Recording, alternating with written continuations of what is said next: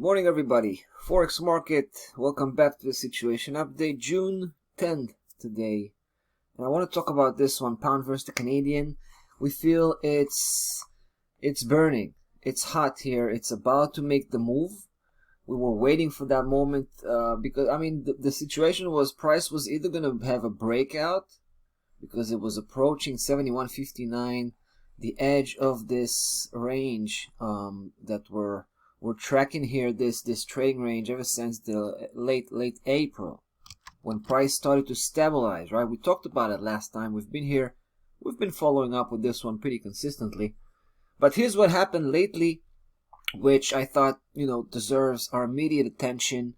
Price coming off again, one more time, hitting that 71.59 wall of resistance.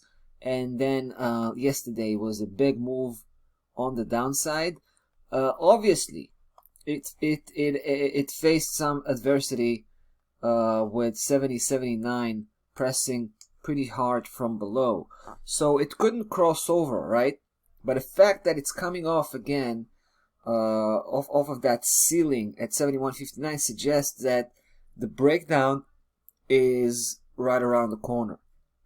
In fact, I feel the breakdown may be happening today.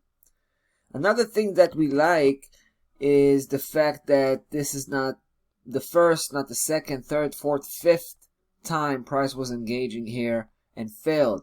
Every single time it does that, it raises the chance for a big move on the opposite direction. Now, when price starts to break down, right, we're not talking about a big move because the range itself is relatively narrow, right? So we can only aim for the other side of that range. That's as far as we can go, which is 69.90 if you want to go for the safest spot. But I mean, you can speculate with some deeper levels. In fact, officially they go as low as 69.10. All right, that's the range of that's the target range, if you will. So we're talking about 80 pip. But here's the thing: at 69.90, there's some strong support.